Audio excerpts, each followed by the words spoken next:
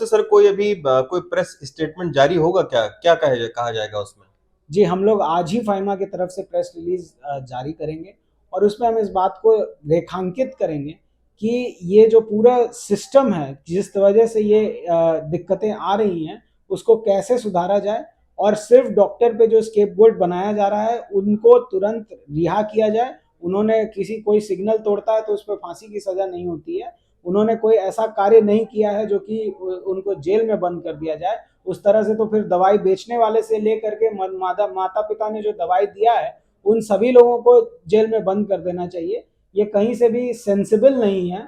जहां पर गवर्नमेंट के लैब्स हैं, गवर्नमेंट को ओनर्स लेना होगा। जहां पे ऑफिशियल्स अदर इन्वॉल्व हैं, चाहे वो आईएएस ऑफिसर हो, बड़े बड़े अधिकारी हो, इन लोगों से हम डरने वाले नहीं हैं।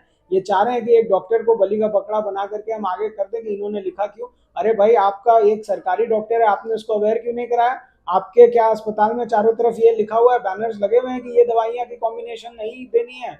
क्या आपके अस्पताल में ये क्लासेस हुई हैं इसको लेकर के?